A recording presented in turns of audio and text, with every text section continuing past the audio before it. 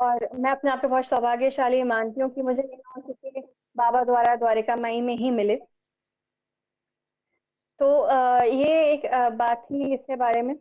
उसके बाद में एक ऐसा वो हुआ कि मेरे मामा का बेटा है, वो रशिया में पढ़ता है। तो सबकी इच्छा थी कि वो रशिया जाने से पहले जो है, स्पेशली मेरी माँ की इच्छा थी कि वो रशिया जाने के पहले एक बार बाबा के दर्शन कर ले, कि बाबा का के वहां पर उसका मत्था टेक गया है, मतलब सुरक्षित रहेगा, क्योंकि दूसरे देश में बच्चे को भेजना बड़ा मुश्किल हो जाता है। तो ऐसा प्लान बना कि मैं, मेरा भाई और मेरा जो मामा का बेटा, मेरा कजिन, हम 3 लोग शिरडी जाएंगे। हमारे रिजर्वेशन हो चुके थे। और ऐसा प्लान था कि उसके बाद मैं सीधे घर आऊंगी, क्योंकि मुझे कॉलेज में करीब 15 दिन की छुट्टी।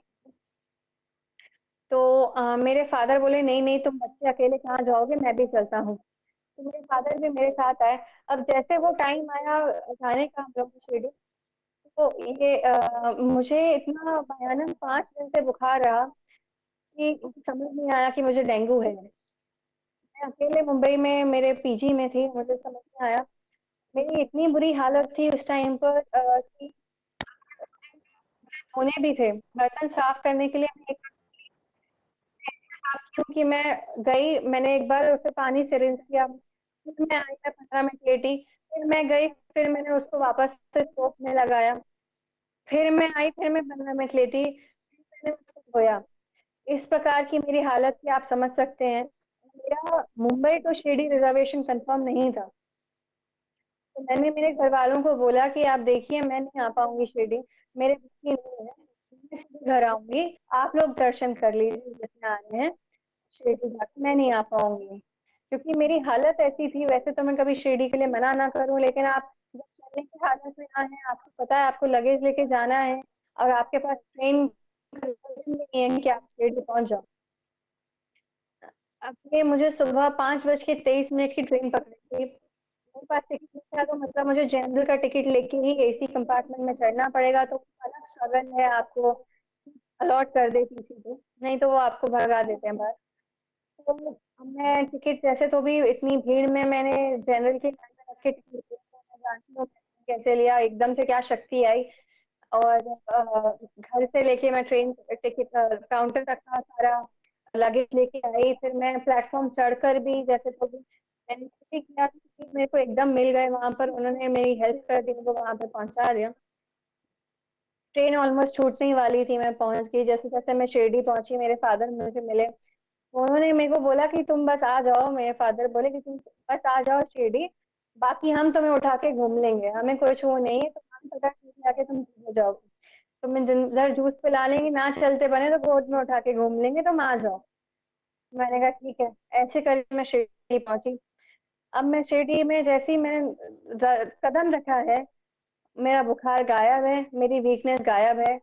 और वाकई में वो डेंगू था, क्योंकि मेरे सबको फैला हुआ था, और मुझे भी वो डेंगू ही था, मेरे को पता है ये चीज। लेकिन मैंने जैसे ही कदम रखा और वो ठीक हो गया। उसके अलावा क्योंकि मैं एक क्रिकेट की बहुत बड़ी फैन हूँ, तो ये हुआ कि वानखेड़े में जब वर्ल्ड कप का फाइनल था, T20 वर्ल्ड कप फाइनल, ये 2015 या 16 की बात, एग्जैक्ट मुझे याद नहीं आ रहा है, लेकिन मेरे कॉलेज वाले बच्चे सब बोले कि वानखेड़े का एमबीएनसी बहुत अच्छी होती है, इन्वायरमेंट बहुत अच्छी होती है, वहां पे देखना मतलब वर्ल्ड कप सेमीफाइनल बहुत बड़ी बात है। तो अब मुझे लगा कि क्या किया जाए, मुझे टिकट चाहिए, मुझे देखना है। मैंने मेरे फादर को बोला आप कुछ व्यवस्था कर सकते, किसी के थ्रू आप मिल रहे हो फ्री ऑफ कॉस्ट, तो वो भी नहीं हो पाया। फिर मैंने सोचा कि नहीं, मेरे को जाना ही है। और फिर भी मैं थोड़ा एक बार को शायद मैं मन मार के रह गई, मैंने टिकट का पता करा, तो करीब 5,500 का 3 दिन पहले मिल रहा था, और उतना मैं अफोर्ड नहीं कर सकती थी। तो मैंने कहा अभी क्या करूं, और जिस दिन सेमीफाइनल था, वानखेड़े के पास में ही चर्च गेट में मेरा कॉलेज है, तो मैं चर्च गेट कॉलेज के चर्च गेट स्टेशन के पास आई, और मैंने वहां पे लोगों को देखा इंडिया का फ्लैग लगे हुए, और बहुत सारे लोग सब जो एंथुजियाज्म के अंदर जाने वाले हैं, एक्साइटेड हैं, तो मुझे लगा मुझे भी जाना है, अभी कैसे जाऊं। तो मैंने किसी को पूछा, आप टिकट अगर ब्लैक में दे रहे हो तो दे दीजिए। तो मैंने कहा अभी क्या किया जाए। तो मैं फिर भी एटीएम गई, मैंने 1,500 रुपए कुछ निकाले, मेरे पास इतना कैश लेके कुछ था नहीं है, तो इतना में मिलता है अगर 1,500-2,000 में टिकट, तो मैं चले जाऊंगी, ठीक है, क्योंकि मुझे पता है मैं एम एस धोनी की फैन हूँ, और ये हो सकता है उसका लास्ट वर्ल्ड कप हो इंडिया में, तो मुझे देखना है। मैंने लोगों से पूछा जो देने वाले थे, उन्होंने कहा 5,500, 8,500, 11,000, 15,000। फिर भी मैंने घुसने की कोशिश की। तो घुसने की जैसे ही मैंने कोशिश की, तो उन्होंने कहा कि तुम बैग लेके अंदर नहीं जा सकते। तो मैंने कहा, मैं कॉलेज बैग थी मेरे हाथ में, मेरा कॉलेज बैग था पीछे। तो मैं समझ गई कि अगर मेरे को मिल भी जाता है टिकट, तो मेरी एंट्री अंदर होने नहीं वाली है। तो एक काम करते हैं, अपने घर जाते हैं, चेंज करके आते हैं। तो मेरा घर वहां से करीब आधा घंटा दूर है। तो मैं गई, मैंने रास्ते में सोच लिया कि बाबा, जैसे श्यामा आपके आपसे कुछ भी पूछने के लिए आपके देर त्यागने के बाद में टिकट चिट्स निकाल के पूछते थे, यस तो क्या करना है, वही मैं घर जाके करूंगी। अगर आप टिकट दे रहे हो तो यस बोल देना, नहीं दे रहे हो तो नो बोल देना। तो अब मैं जैसे, जब तक मैं घर पहुंची, मैं सुबह से कॉलेज से निकली हुई थी, मैं थक चुकी थी। तो एक बार को लगा कि यार यहीं देख लेते हैं क्या जा रहा है। फिर भी मैंने कहा नहीं, चलो चिट चिट निकाल लेते हैं। अब मैं चिट निकाली, उसमें ऐसा आया। तो अब मेरे को लगा कि अगर मैं नहीं गई अभी, तो बाबा सोचेंगे कि मैं तो तुझे दे रहा था, तो आई थी गलती। तो फिर भी मैं हिम्मत करके वापस से चेंज वेंज करके मैं वापस पहुंची स्टेडियम पे, वानखेड़े में। जैसे ही मैं पहुंची, वहां पर पुलिस वाले मेरे को बोले, मराठी में बोले, क्या चाहिए। मैंने कहा कुछ नहीं, मैं वापस आ गई पीछे। उतने में एक व्यक्ति आया, मैं आज भी उनकी शक्ल जानती हूँ, मैं इतना याद है मुझे, इतना भव्य तेज उनके चेहरे पे था। एक व्हाइट कलर की शर्ट पहने हुए थे, ग्रे कलर का ट्राउजर्स पहने हुए थे उन्होंने, और फ्रेमलेस चश्मा लगाया हुआ था उन्होंने। अलग ही भव्य तेज उनके चेहरे पे, वो बहुत ही प्यारे थे। वो निकले, उनके उन्होंने मेरे को देखा, मैंने उनको देखा, क्या कनेक्शन हुआ, क्या अंडरस्टैंडिंग बैठी, मुझे नहीं पता। उन्होंने मेरे से सीधे पूछा क्या चाहिए, मैंने कहा टिकट चाहिए। उन्होंने पॉकेट में हाथ डाला और उन्होंने मेरे को टिकट दे दिया। ये वर्ल्ड वर्ल्ड कप सेमीफाइनल की बात है। ये भी एक अलग बात है कि कोई क्यों टिकट देने लगा, मुझे कुछ और को दे देता। फिर मैं बात हुए अंदर गई। मैंने जैसे हर कोई डालता है, मैंने कुछ डाला, watching world cup semifinal at Wankhede. तो लोगों को यकीन नहीं हुआ, लोगों ने मुझे फोन किया, बोलते हैं कि तू झूठ बोल रही है क्या, गलत डाला है क्या। मैं अपने फ्रेंड्स को भी बोलती हूँ कि एक काम करते हैं, कोई कैफे में अगर स्क्रीनिंग हो तो वहां चलते हैं। तो एक बार शाम को पता, चलो अपन ट्राई करेंगे, ऐसी हार नहीं मानेंगे, क्योंकि हो सकता है मिल जाए। कोई नहीं माना, सबने बोला अरे ऐसे होता है क्या, ये वो, और वो पीछे रह गए। फिर मैंने जाकर वहां पर कहा मुझे टिकट मिल गया, तो मेरे को फोन आया लोगों का, बोलते तुम अपनी सेल्फी भेजो कि तुम वहां बैठी हुई हो। मैंने अपनी सेल्फी भेजी वहां की, तो बोलते हैं "इस साइड का नहीं, आप ग्राउंड तरफ का भेजो"। मैंने ग्राउंड तरफ की सेल्फी भेजी, सब तब सबको यकीन हुआ कि मैं वाकई वानखेड़े में हूँ। अब इस सब के पहले की बात है, ये जब मेरे फादर का कैंसर का चल रहा था, मेरे मम्मी पापा दोनों हैदराबाद गए हुए थे। उस टाइम मेरे को बाबा ने बोला कि तुम जो वही जो हनुमान मंदिर हम पहले खाना देने के लिए गए थे, जो हॉस्पिटल का इंसिडेंट हुआ था, वहीं पर उन्होंने मेरे को बोला कि तुम मीठी बनाकर वहां लेके आओ। अब बाबा की कृपा से थोड़ा खाना तो मैं अच्छा बना लेती हूँ, लेकिन उस टाइम पर मैंने कभी मीठी पूरियां बनाई नहीं थी। तो जैसे भी मैंने मम्मी से फोन पे रेसिपी पूछी और मैंने वो बनाई, मैंने टेस्ट नहीं की, क्योंकि मैं बाबा को दे रही हूँ तो मैं क्या टेस्ट करूँ, मुझे पता था कि बाबा अच्छा ही बना रहे हैं। और मुझे आज भी नहीं पता वो कैसी बनी थी, लेकिन मेरे को ये बोला जाता है कि बहुत अच्छी बनी थी, क्योंकि मैंने खाई नहीं थी वो, मैंने सीधे बाबा को दे दी थी।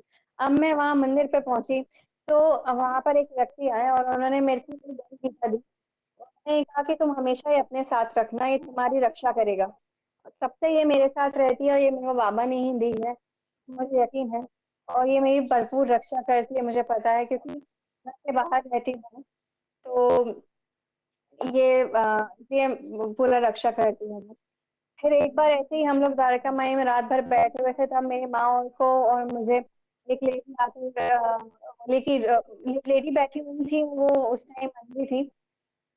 हमें ऐसा लगा कि अंधी है, वो थी नहीं।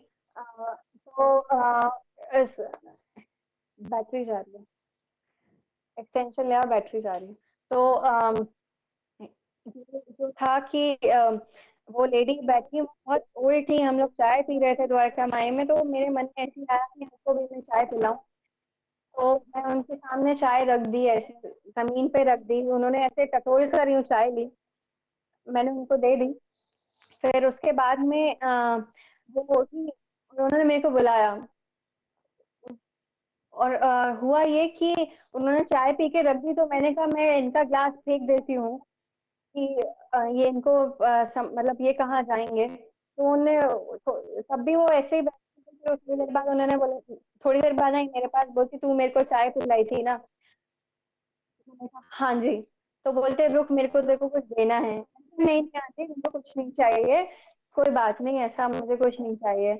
तो मैं ये मान ली कि वो शायद दे नहीं पाएंगी, लेकिन मैं बहुत ही मेरी बहुत बड़ी गलती थी ये कि मैं ये मानी कि वो कुछ नहीं दे पाएंगी। अब मैं वहां पहुंची जब उन्होंने मेरे और मेरी माँ को बोला कि तुम लोग यहीं रुकना, तुम लोग कहीं आना, मैं आती हूँ। तो मम्मी ने उनसे पूछा कि ये आप रहते कहाँ हो? बोले मैं यहीं पीछे रहती हूँ। उन्होंने द्वारका माई में बाबा के मंदिर की तरफ ऐसे इशारा करके बताया, मैं यहीं रहती हूँ। फिर वो आई, वो एक पॉलिथीन में लेके आई, नीम की पत्तियां, उन्होंने पांच पांच पांच सबको दी। और मुझे थोड़े स्किन रिएक्शन हो रखे थे, और बहुत ही मतलब एलर्जी है मुझे थोड़ा humidity से, और थोड़े बहुत और रिएक्शन स्किन के होते रहते हैं। वो उन्होंने वो दिया, और मैं वो ठीक खाई, और मैं ठीक हो गई। उसके बाद में एक और इंसिडेंट ऐसा है कि मैं घर आ रही थी भोपाल के लिए, और मैं स्टेशन पे पहुंची, और मुझे बहुत ही ऐसा कई बार होता है, आपको होम सिकनेस होने लगती है, मुझे वो होम सिकनेस हो रही थी, मैं घर भाग रही थी वहां से। मैंने टिकट किया, और मैं जैसे ही स्टेशन पे पहुंची, उस टाइम पर ट्रेन चलते हुए मुझे सामने दिखी। मुझे सब वहां पर टैक्सी वाले बोलते हैं मैडम ट्रेन छूट जाएगी, हम आपको आगे भेज देंगे, कुली वगैरह सब। मैंने कहा रुक जाओ, अभी मेरे को जाने दो, शांत। मैं बहुत गुस्से में थी, क्योंकि मेरे को लग रहा था कि मैं ट्रेन में ही छूटने वाली है। मैं प्लेटफॉर्म पे पहुंची, और मैंने फुल, जैसा जब भी मैट मैट में करे ना फुल सीन था, वैसा सीन हुआ। मैं चिल्ला रही हूँ ट्रेन की को, चेन खींचो चेन खींचो। वहां पर एक भैया मेरे को कोई बोगी बाहर गेट पे खड़े हुए थे, मैंने उनको बोला भैया चेन खींचो, बोलते नहीं मैं नहीं खींचूंगा। मैंने कहा, "अरे पागल हो क्या, चेन खींचो"। अलग ही सीन चल रहा है वहां पे। से फिर पुलिस वाले चले गए ना, मैडम अंदर चल, भाग कर मत जाना, ये वो, रुक जाओ अभी यहीं पर, आपकी ट्रेन छूट जाएगी। पीछे जो गार्ड रहता है ट्रेन में, वो बोलते हैं मेरे से बात कर रहे हैं, वहां पे ट्रेन चल रही है और मैं भागते हुए बात कर रहे हैं वहां पे, लेट क्यों आती हो, तुम्हें वक्त की कीमत नहीं है क्या? जो कि हमेशा का ही है, मैं थोड़ा लेट ही चलती हूँ। तो मुझे वो फटकार लगाई बाबा ने इनडायरेक्टली। बोलते हैं आइंदा से लेट मत आना, घर क्या कर रही थी ये वो, इतना लेट मत करना, ऐसा वैसा। ट्रेन उन्हें रोक दी गार्ड ने, और फिर मैं अंदर गई। तो ये भी एक अलग बात है, रुक रही है। उसके बाद में ऐसा हुआ कि मेरा भाई जो है, मेरे भाई का इंसिडेंट है। वो रात को बोल के सोया, बाबा मुझे दर्शन दो, बाबा मुझे दर्शन दो। अब वो सपने में तो या कैसे, सुबह स्कूल जा रहा था उसको, अगले दिन ही जैसे ही वो पहुंचा हमारे घर के बाहर ही, एक कार में उसको बाबा दिखे। पूरे रास्ते वो चलते गए, उसके साथ में उनको देखे, ऑरेंज कलर के भव्य कपड़े में वो दिखे। और फिर थोड़ी देर बाद देखा तो उस कार में वो नहीं थे। ऐसे वो दर्शन दे दिए। मतलब ये है कि बाबा, आप जो अगर मांगोगे, बाबा ने यही सिखाया मुझे कि तुम अदब लाओ, अदब लाओ। अदब का मतलब कुछ और नहीं रहता, अदब का मतलब होता है श्रद्धा। ये उनकी टर्मिनोलॉजी है, जो वो मेरे लिए नीचे या सबके लिए करते होंगे मुझे पता नहीं। लेकिन ये है कि तुम अपनी श्रद्धा बढ़ाओ, सबूरी बढ़ाओ। ये दो चीजों पे जो चल गया, वो बाबा उनको सब कुछ दे देते हैं। अब यही हुआ कि जैसे बाबा के 9 गुरुवार या गुरुवार के व्रत इतने प्रसिद्ध हैं, सब अपनी इच्छा के हिसाब से रखते हैं। 5 गुरुवार, 9 गुरुवार, 11 गुरुवार, 21 गुरुवार, 51 गुरुवार, जितना आप रखना चाहें। तो मेरे फादर को डायबिटीज है, तो मेरी माँ ने बोला कि डायबिटीज का सब कहते हैं, कुछ और नहीं है, लेकिन बाबा तो सबसे बड़ा हॉस्पिटल है। तो बाबा का हॉस्पिटल में माँ ने वही अर्जी लगाई, अभी जो उन्होंने कुछ 2 या 3 गुरुवार पहले उसका उद्यापन किया है, उन्होंने डायबिटीज के लिए व्रत रखे। और उस जैसे ही मम्मी ने ये व्रत रखना चालू किया, हर गुरुवार को जो है मेरे फादर ऑफिस से आए, वो बोले कुछ मीठा दो मेरे को, जो है लो डायबिटीज हो रही है। अब मुझे ये ज़रूर बोला गया था बाबा द्वारा कि तुम अपने फादर को बोलो कि एक काम करें, रोज़ 1 या 2 बर्फी खाएँ और एक वक़्त एक से ज़्यादा नहीं, एक वक़्त सिर्फ़ मीठी चाय पिएँ। अब ये एक बात है कि भाई ये क्या मतलब उल्टा ही बोल दिया है ये तो। लेकिन मेरे फादर ये माने नहीं, क्योंकि उनको जो भी लगा वो नहीं किए ये चीज़। तो अब उन्हें मिठाई खिलानी है पापा को, तो वो ऐसे खिलाते हैं कि हर बार उनकी शुगर जो है वो डाउन हो जाती थी। और उसके बाद में अब ऑटोमेटिकली उन्होंने ऐसा कर दिया कि उनकी शुगर इतनी लो हो जाती है रोज। बाबा की ही कृपा है कि ये उनकी शुगर लो हो जाती है, वो मिठाई रोज भरपूर खाते हैं। मैं ये जरूर और भक्तों को कहना चाहूंगी कि बाबा की जो ऊदी है वो इतनी पावरफुल है कि ऊदी को अगर आप, जैसे मेरी माँ करती हैं, ये रोज हमें ऊदी को वो पानी में घोल के रख देती हैं और रोज वो पूरी फैमिली को खिलाती हैं। और वो इतनी पावरफुल है कि आप बता नहीं सकते। तो आपको कोई भी मर्ज हो, आप पानी में घोल के रख दो या ऐसे ही खा लो, या अगर आपके पास ऊदी नहीं है तो आप अगरबत्ती को ही लगा दो, उसका जो नीचे आपको विभूति है उसको आप पूरी मान के खा लो या पी लो, आपका हर मर्ज ठीक हो जाएगा। अगर वो भी नहीं है, वो भी नहीं कर पा रहे हैं, तो आप अगर जमीन की मिट्टी भी उठा के खा लेंगे तो आपका जो है बाबा जो है उसको ऊदी की तरह ही ट्रीट करके, ऊदी की तरह दवाई जो देते थे वो ही कर कर वो आपको ठीक कर देंगे। ये जरूर विश्वास की बात है, अगर आप विश्वास रखेंगे तो ये जरूर होगा। उसके बाद में एक ये इंसिडेंट हुआ कि ये बोला गया था कि बाबा द्वारा की जो मेरे 100वीं शताब्दी है, 100वीं शताब्दी है, इस पर जो भी भक्त मेरा शिरडी आएगा वो मेरा सच्चा भक्त होगा। अब हम लोगों से कैलकुलेशन में गड़बड़ हो गई, हम 99 की मान लिए।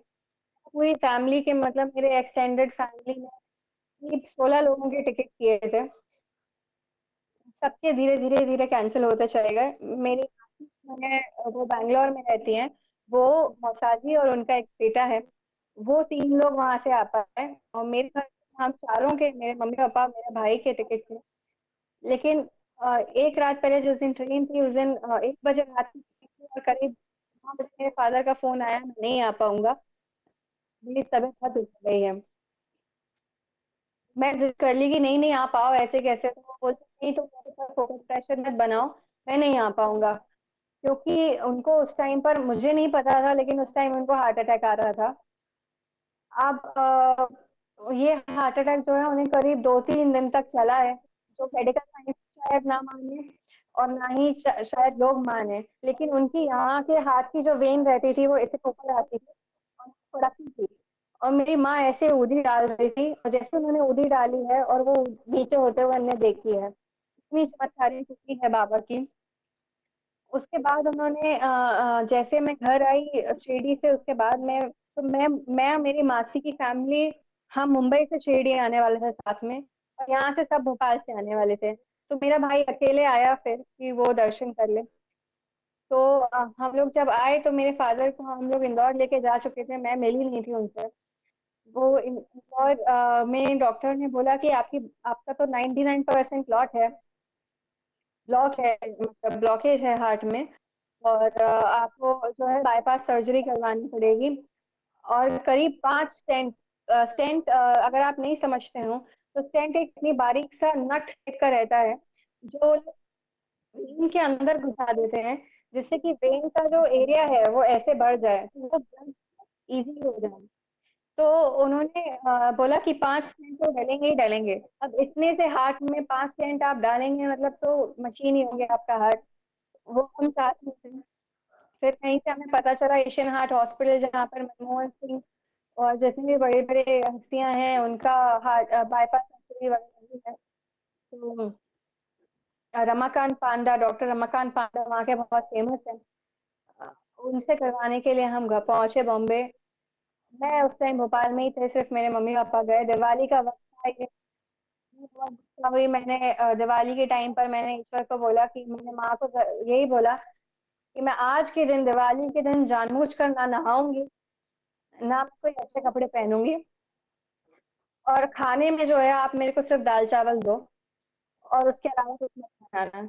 ये दिवाली कैसा त्योहार है कि सब नए कपड़े पहनते हैं, अच्छे अच्छे पकवान खाते हैं, पूजा करते हैं, पटाखे जलाते हैं। मैंने कहा कि देखिए, अब मैंने कहा देखो, ऐसा बोलते हैं कि लक्ष्मी जी देख रही है कि तुम कितना भव्य अपना घर सजा रहे हो, सब कर रहे हो। तो मैंने कहा ये तो हर कोई करता है, शायद इसलिए ऊपर वाला देख नहीं पाता। मैं उल्टा करूंगी, मैं नाइट सूट में बैठूंगी, मैं दाल चावल खाऊंगी, मैं नहाऊंगी नहीं, मैं फुल बालों में तेल वेल लगा के बैठूंगी कि इनको लगे कि ये ऐसे कैसे बैठी हुई है ये दिवाली के दिन पे। तब शायद इनकी नजर मेरे ऊपर जाए और इनको समझे। दिवाली का दिन था, नेक्स्ट डे मेरे मम्मी पापा की फ्लाइट थी मुंबई के लिए। वो लोग पहुंचे तो वहां पे उनका ट्रीटमेंट हुआ। ट्रीटमेंट भी ऐसा क्या, मतलब जब वो पहुंचे चेकअप के लिए, उन्होंने कहा कि नहीं आज नहीं कर पाएंगे हम आपका जो भी है ये एंजियोप्लास्टी, आपकी जो ये एंजियोप्लास्टी हम कल कर पाएंगे। तो फिर मेरे मम्मी पापा दोनों जो है सिद्धि विनायक बढ़िया दर्शन वगैरह किए, मतलब ईश्वर से वैसे ही आशीर्वाद मिल गया है। फिर पता चला कि उनको सिर्फ एक स्टेंट डला हुआ है, बाकी ब्लॉकेज उन्होंने ऐसे ही क्लियर कर दिया है। उसके बाद में जो है ये भी एक बहुत बड़ी बात है कि कोई मानेगा नहीं, लेकिन मेरे को गीता जो टोटल 18 अध्याय है, मेरे को 9 अध्याय पढ़ाए गए हैं बाबा द्वारा। अभी वो बाकी 9 अध्याय कब कंप्लीट करना मुझे भी नहीं पता, बट मेरी उनसे यही अर्जी है कि वो जल्दी कंप्लीट कर दें। उन्होंने मेरे को कृष्ण लीलाएं सुनाई हैं, और कृष्ण लीलाएं इतनी सुंदरता से सुनाई है कि मैं आंख भर के सुनी हूँ और मेरे आंखों में से बस आंसू निकले हैं, और मैं वो के आंसू थे कि आपने बता भी नहीं सकती कि ऐसी कृष्ण लीलाएं हैं उन्होंने मेरे को सुनाई है, वो जो शायद कहीं पे आपको मिले भी ना। ऐसी ऐसी बातें कृष्ण के बारे में, वो कृष्ण के करीब लेके गए मुझे पहले, फिर उन्होंने ये डिस्क्लोज किया कि बाबा क्या है, बाबा क्या शक्ति है, जिससे ये शायद समझ में आए कि बाबा में, कृष्ण में, राम में, हनुमान जी में, जितने भी भगवानों के रूप हैं, कोई जो है अंतर नहीं है। नारायण का ही अवतार बोल दो या नारायण का रूप बोल दो, बाबा वही है। अब ये पिछले महीने की ही बात है कि मुझे एक इतनी मोटी गठान हुई, पैरों के रीच में एक इतनी मोटी गठान हुई, मैं चल नहीं पाती थी, मैं जीन्स नहीं पहन पाती थी। तो बहुत खुश थी। और वापस से जैसे मेरी माँ का मैंने बताया कि वो हैं बाबा को, तो वो वापस से उनका बर्थडे उन्होंने चाहा कि वहीं पर करें, तो हम इस 18 मई को भी वहीं पर थे, तो हम वहां पर पहुंचे। तो बाबा जो हैं, उनकी एक खासियत है कि वो आपकी थोड़ी परीक्षा भी लेते हैं। ये इंसिडेंट मैं आपको इसलिए बता रही हूँ कि ये मान लीजिए कि बाबा को अगर आपने सरेंडर कर दिया है बाबा को, तो वो सब कुछ देख लेंगे। अब जैसे हम वहां पर इस बार 18 मई को पहुंचे, तो मेरी जो ट्रेन थी वो करीब रात को 9:45 बजे थी, दादर से, मुंबई से। मेरे मम्मी पापा यहाँ से आ रहे थे और मेरा भाई। तो मेरी ट्रेन करीब 2:45 बजे को ऊपर गाँव पहुंची। मुझे ऊपर गाँव में मेरे पेरेंट्स को मिलना था उतर के। तो मैं रात भर ट्रेन में सो भी नहीं पाई थी, और मेरे घर वाले भी करीब 4:30 बजे आए, तो मैं वहां पे स्टेशन पे रुकी। तो थकान बहुत थी, और उसके जस्ट पहले मेरे एग्जाम उसी दिन खत्म हुए थे। तो उसी दिन जब मैं पहुंची एग्जाम खत्म होने के बाद में, तो बहुत ज्यादा ही थकावट थी। तो इसलिए हम लोगों ने मैं और मेरा भाई तो जाके सो गए, लेकिन मेरी माँ जो है वो कि भाई मैं तो अभी जाऊंगी, बाहर में गई थकान में, यहाँ सोने नहीं आई हूँ तुम लोगों जैसे, तुम भी चलो बोला उन्होंने। लेकिन अब इतनी थकान थी कि हमारी नींद लग गई और हम सो गए। तो मेरी मम्मी और पापा दोनों गए, और पापा मेरे जा नहीं पाए, और वो वापस आ गए किसी कारण। तो मम्मी वहां गई है, करीब 10 बजे के लाइन में लगे हुए थे, और उनका और मेरी माँ करीब 1:30 बजे वापस नहीं आई। और हम लोग होटल रूम में थे, और हमें बहुत डर हुआ कि पता नहीं कहाँ गए। वैसे मुझे तो इतना नहीं हुआ था, लेकिन मेरे पापा, जैसे मैंने बताया, बहुत चिंता करते हैं। तो वो ऑलमोस्ट रो रहे थे वहां पर कि कहाँ है, कहाँ रह गए, इसलिए मैं तुम लोगों को बोलता हूँ ये वो। फिर भी वो थोड़ा कम चिल्लाए उस दिन, क्योंकि वो पापा के यहाँ थे शायद। तो मैंने उनको शांत करके रखा। हम नंबर 1 पर गए, और उन्होंने वहां पर हमने अनाउंसमेंट किया। अनाउंसमेंट करते वक्त हम उन्हें हम फिर भी कुछ नहीं हुआ, करीब 15-20 मिनट तक हम वेट किए, नहीं आई मेरी। फिर जो वहाँ के थे गार्ड, उन्होंने मेरे को बोला कि एक काम करो, आप गेट नंबर 3 पे करवा दो अनाउंसमेंट। तो अब इतनी बार हम शिरडी जा चुके हैं कि चप्पा चप्पा है याद। तो मैंने पापा को बोला कि पापा बोले मैं गेट नंबर 3 पे करके आता हूँ अनाउंसमेंट। मैंने कहा नहीं, आप यहीं रुको, फिर आप और टेंशन कर लो कोई घुस घूम गया या कुछ। मैं तो कैसे तो भी पहुंच जाऊंगी गेस्ट हाउस में, अगर ऐसा कुछ हो भी जाता है तो मेरे फादर को मैंने वहीं रोक के रखा और मेरे पास फोन भी था। अब मैं गेट नंबर 3 पे गई अनाउंसमेंट के लिए। तो मैंने कहा कहाँ पर होता है अनाउंसमेंट, तो वहां के गार्ड ने बताया "आप सीधे अंदर चले जाओ"। मतलब जहाँ से लोग बाहर निकलते हैं वहां से मैं सीधे अंदर घुसी। मुझे बाबा ने मुख दर्शन दिया वापस से। मैं तो मुख दर्शन के लिए इतना बड़ा बुलाया मेरे को अंदर तक। और जैसे ही मैं वहां पे अनाउंसमेंट करने गई, मेरे फादर का फोन आया कि मम्मी मिल गई है, आ जाओ वापस। तो ये इसलिए कि वो थोड़ी परीक्षा भी लेंगे आपकी। ये वही बात है, जैसे आप अगर किसी से कुछ काम करवाना चाहते हैं या कोई आपसे कुछ काम करवाना चाहता है और वो आपके पास आए और आपको दिख रहा है कि इस भाव से आए हैं कि पता है कि इस इंसान पे पूरा ट्रस्ट नहीं है, मुझे भरोसा नहीं है कि ये पूरा काम मेरा कर देंगे, तो इसीलिए तो वो सामने वाले को या आपको भी मन नहीं करेगा कि मैं इसका फिर पूरा काम करूं। और वहीं पर आपके सामने कोई ऐसा आ जाए और बोले कि यार मेरे जीवन मरण का सवाल है, आप ही कर सकते हो, कर दो। आप भी जी जान लगा के उसका काम करोगे, वैसे ही ये मैंने एक प्रकट किया ऐसा या ऐसा आप करें तो हो सकता है। तो इसलिए ये करना चाहिए। तो मतलब इसी तरीके का आप विश्वास रखें ऊपर वाले के ऊपर, तो आपके सारे काम होते चले जाएंगे। इसके अलावा एक और ये कपड़ा है जो मुझे गुरु पूर्णिमा के दिन बाबा द्वारा ही दिया गया था, आधा करके। और मेरे से पूरी पूजा कराई गई थी गुरु पूर्णिमा के दिन पे एक मंदिर पे। गुरु- और ये भी पता नहीं क्या था क्या नहीं है। और ये जो है ये कपड़ा हमेशा से मेरे घर पे रखा रहता है। मेरा भाई क्रिकेटर है तो वो इसे बांध के ही खेलता है, बोलता है यार बांध के खेलता हूँ तो रन बनते हैं। तो ये बाबा का पहना हुआ ही कपड़ा है, बात थी। उसके अलावा जो मैं बता रही थी मेरी गठान का, तो ये पिछले महीने की बात है, मुझे इतनी कड़क गठान हुई। मैं पहन पा रही थी, बहुत बहुत ही अजीब सिचुएशन थी वो। और मैं रोज बाबा से उजी खा के बोलती थी बाबा मेरे को ठीक कर दो, बाबा मेरे को ठीक कर दो। पता नहीं क्या था कि मुझे ठीक नहीं कर रहे थे और वो और गठान बढ़ाए जा रहे थे, वो बहुत कड़क थी। और बहुत डरावनी थी मेरे लिए वो, क्योंकि मुझे लगा कि कहीं कहीं कैंसर वगैरह तो नहीं। और एक डॉक्टर को तो बोला भी गया था कि हो सकता है कैंसर हो जाए, क्योंकि मेरे फादर को वैसे ही स्टार्ट हुआ था, तो मुझे लगा कि ये क्या होगा। मैं बहुत डर गई। अब हम ऐसे ही जब हम पहुंचे शिरडी, तो ये 19 मई की बात है। तो 19 मई को 12 बजे की आरती थी, तो उस दिन मेरी माँ बोली कि चलो चलते हैं हम लोग, लेट हो गए थे उठने में। जैसे तो भी पहुंचे मतलब लेट गए निकलने में। हम लोग करीब जो है 11 बजे हमारे होटल रूम से निकले। मेरा भाई तो आया नहीं, मेरे पापा भी नहीं आए क्योंकि उनको कुछ काम था वहां पे। और मैं और मेरी माँ लाइन में लग गए द्वारिका माई के। हमको ये डर कि हमें आरती मिलेगी कि नहीं मिलेगी। अब ऐसा हुआ कि हम पहुंचे वहां पे, जो द्वारिका माई की सीढ़ी है उस पे मैंने सर रख के अंदर घुसी। और जैसे ही मैंने कदम रखा बाबा की आरती शुरू हुई। मुझे कुछ समझ नहीं आया, मैं अभी भी आपको नहीं बता सकती, मैं वो आधा घंटा सिर्फ रोई हूँ। मुझे इतनी अनुभव ऐसा हुआ कि मुझे लगा बाबा सामने ही बैठे हैं, बाबा मेरे को देख रहे हैं। मैं नहीं बता सकती वो क्या अनुभव था, मैं आधा घंटा सिर्फ रोते रही, सिर्फ रोते रही। और सिर्फ वहीं बैठे रही। मैं थोड़ी देर बाद निकली बाहर, मुझे कोई निकाल भी नहीं रहा था, मुझे शर्म आई कि भाई अब मैं यहाँ से निकल जाऊँ, बाकी वक्त भी वेट कर रहे हैं। मैं अकेले, मेरे बाबा नहीं है, पूरी दुनिया के बाबा हैं। मैं बाहर निकली वहां से और पैसेज में ही वहां से मैं खड़े रही।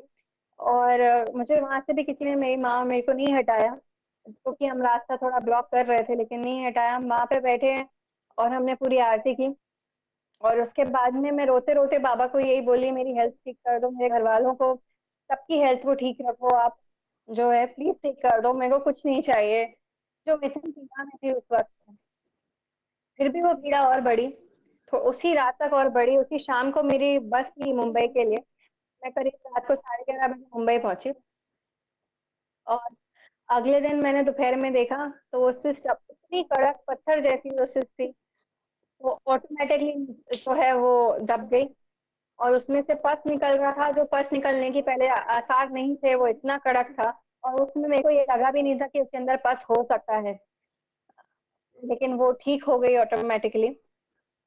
ये जो है ये मेरा सबसे रीसेंट चमत्कार था, और उसके अलावा और भी रहे होंगे जो मैं भूल रही होंगी।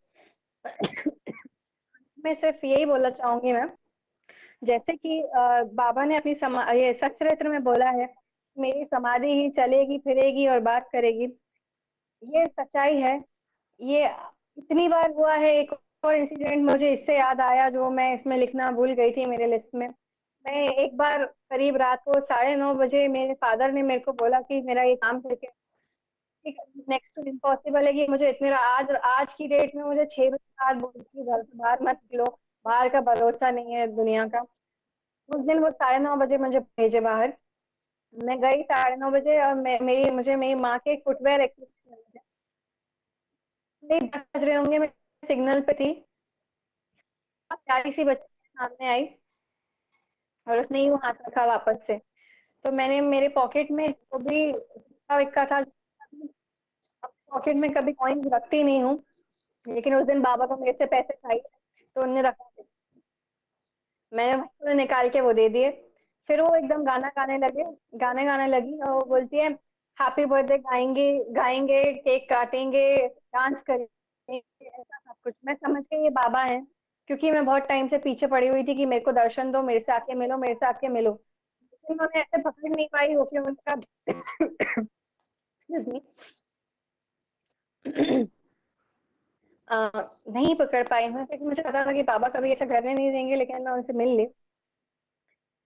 और इस तरीके से हुआ। मुझे ये नहीं पता था कि किसके बर्थडे है। मेरे बर्थडे में तो हमेशा थोड़े टेंशन ही रहते हैं, तो मुझे इतना एक्साइटमेंट था नहीं मेरे बर्थडे का, इस वक्त थोड़ा टेंशन था। लेकिन पता नहीं था वो किसका बर्थडे है, मेरे को लगा मेरा बर्थडे। फिर पता चला वो मेरी माँ का बर्थडे, और हम शिरडी में थे। तो ऐसे ही बाबा ने अनेकों बार ऐसा लगाया है कि वो मेरे सर पे ही हाथ रख के चल रहे हैं, मेरे भाई के, मेरे माँ बाप के सर पे रख के चल रहे हैं। मेरे माता पिता जो हैं वो तो मैं ये मानती हूँ कि मेरे से ज्यादा ही मानते हैं। इवन इनफैक्ट मेरा भाई भी, क्योंकि मुझे ऐसा लगता नहीं है कि मेरे को जितना मानना चाहिए बाबा को मैं उतना मान पा रही हूँ। मुझे लगता है मेरी भक्ति से कहीं ना कहीं कमी रह रही है, लेकिन फिर भी बाबा इतना कृपा करे हुए हैं हमारी फैमिली के ऊपर, और भी पूरी दुनिया में इतने लोगों के ऊपर, तो बता नहीं सकते। तो मैं यही मांगना चाहूंगी बाबा से अभी कि आप सबकी भक्ति बढ़ाएं, अपने लिए सबको अपने चरणों में ही रखे रहें, क्योंकि वो से अच्छा कोई जगह है नहीं। आप लोग बोलते हैं कि हमें मृत्यु के बाद में मोक्ष चाहिए। मोक्ष लेके करोगे क्या जब यहाँ पर अगर कल, मेरा ये मानना है कि अ, कलयुग हम बोलते हैं कि अगर ऐसा ही रहेगा, मोक्ष लेना चाह रहे हो, तो फिर सारे भक्त अगर मोक्ष लेते हुए चले जाएंगे तो ईश्वर की रक्षा कौन करेगा, या ईश्वर सेवा कौन करेगा कलयुग में। इसलिए मैं बाबा को बोलती हूँ कि आप मेरे को अपने चरणों में ही रखें, और जितना हो सके उतना मेरा श्रद्धा विश्वास भक्ति आपके प्रति बढ़ाते रहें, यही मैं आपसे कहना चाहूंगी। धन्यवाद। ओम साई राम। साई लीला टीवी के साई भक्ति परिवार में आपका स्वागत है। साई लीला टीवी के माध्यम से साई भक्ति की यह गंगा यूं ही निरंतर बहती रहेगी, और साई भक्ति का यह अटूट सिलसिला हर दिन जारी रहेगा। भक्ति मनोरंजन से भरपूर नित्य नए कार्यक्रमों के साथ साई लीला टीवी ने की है एक नई पहल। अब हमारे सदगुरु श्री साईनाथ विराजमान होंगे हर घर में, और हर साईं भक्त कहेगा हर हर साईं, घर घर साईं। अब आप घर बैठे ही भाग ले सकते हैं श्री साई सगुन उपासना में, यानी कि साई की उपासना में, और लीन हो सकते हैं श्री साईं के चरणों में, जिसमें दिन भर चारों आरतियों के साथ चरणी ठेविला माथा घेऊनी पंचारती करू बाबांची आरती। अति साई बाबा सौख्यदातार जेवा ओवाळू आरती माझ्या सद्गुरुनाथा माझ्या साईनाथा। हर दिन शुरुआत होगी श्री साईं अभिषेक पूजा, और हर गुरुवार श्री साईं सत्यव्रत कथा घर बैठे हो जाएगी साईं मंदिर के पुजारी श्री प्रमोद मेढ़ी जी के साथ। इतना ही नहीं, साईं मंत्रों के साथ श्री साईनाथ स्तवन मंजरी का पाठ भी होगा। इन सभी कार्यक्रमों का सीधा प्रसारण साईं लीला टीवी प्रातः 4 बजे से लेकर रात्रि 11 बजे तक किया जाएगा। आप दुनिया के किसी भी कोने में बैठे हों, साईं लीला टीवी के माध्यम से आप सभी पूजा विधि में लाइव कार्यक्रमों के माध्यम से सहभाग ले सकते हैं। श्री साई सगुन उपासना पूजा विधि के लिए जरूरत है श्री साईं की मंगल मूर्ति, श्री साईं सद्गुणोपासना पुस्तिका और पूजा सामग्री की। ये सामग्री आप तक न फायदा न नुकसान तौर पर आप तक पहुंचाने का साई लीला टीवी का मानस है, जिसमें श्री साई की प्राण प्रतिष्ठित मंगल मूर्ति के साथ श्री साई के वस्त्र, मुकुट और माला, शुद्ध पूजा सामग्री जैसे कि चंदन, अगरबत्ती, हल्दी, कुमकुम, अक्षत, इत्र इत्यादि आपको प्रदान की जाएगी। श्री साईं की मंगल मूर्ति साईं लीला टीवी के माध्यम से शिरडी में ही बनाई जा रही है। अभी आप स्क्रीन पर साईं मूर्ति के दर्शन कर रहे हैं। यही मूर्ति आपके लिए भेजी जाएगी। यह मूर्ति साईं लीला टीवी ने खास साईं लीला टीवी परिवार के साईं भक्तों के लिए बनवाई है। इतना ही नहीं, जो मूर्तियां प्रदान की जाएंगी वह शास्त्रों और मान्यताओं के अनुसार प्राण प्रतिष्ठित और मंत्रों से अभिमंत्रित करके ही भेजी जाएंगी। प्राण प्रतिष्ठा कार्यक्रम का सीधा प्रसारण साई लीला टीवी पर मूर्ति भेजने से पहले ही किया जाएगा, जिसमें आप घर बैठे ही सहभाग लेंगे। हमें विश्वास है कि इस मंगल मूर्ति की आपके घर में स्थापना करने के बाद आपका घर साई मंदिर बन जाएगा और साई सगुन उपासना से आपका हर दिन मंगलमय हो जाएगा। श्री साईं की मंगल मूर्ति के साथ आपको श्री साईं के वस्त्र, मुकुट और माला भी भेजी जाएगी। इसके साथ ही पूजा विधि के लिए आवश्यक अगरबत्ती, जो पूरी तरह से नेचुरल है और जिसकी भीनी भीनी खुशबू से आपके दिन की शुरुआत प्रसन्नता से होगी। चंदन, जो चंदन आपको दिया जाएगा उसकी खुशबू आपको शिरडी की याद दिलाएगी। इत्र, जिसके इस्तेमाल से आप दिन भर महकते रहेंगे और आसपास के लोग दिन भर आनंद लेंगे भक्ति वाली खुशबू का। इतना ही नहीं, इसके साथ पूजा के लिए आवश्यक खास चुने हुए हल्दी, कुमकुम और अक्षत आपको भेजे जाएंगे, जो आपके घर को पवित्र और मंगलमय बनाएंगे। साईं लीला टीवी साईं भक्तों द्वारा साईं भक्तों के लिए एक उपहार है। इसलिए साई लीला टीवी ने श्री साई सगुन उपासना शुद्ध पूजा सामग्री आप तक न फायदा न नुकसान के तौर पर आपको भेजी जाएगी, जिसमें आपको श्री साईं की मंगल मूर्ति के साथ सारी पूजा सामग्री प्रदान की जाएगी। जुड़िए श्री साई सगुन उपासना लाइव कार्यक्रम में साई लीला टीवी के साथ और श्री साई सगुन उपासना शुद्ध पूजा सामग्री के संबंध में अधिक जानकारी के लिए संपर्क करें, कॉल करें या व्हाट्सएप करें 8799773196 पर। आप हमें ईमेल भी कर सकते हैं sailila.tv@gmail.com पर। जारी रहेगा साईं भक्ति का अटूट सिलसिला। बस देखते रहिए साईं लीला।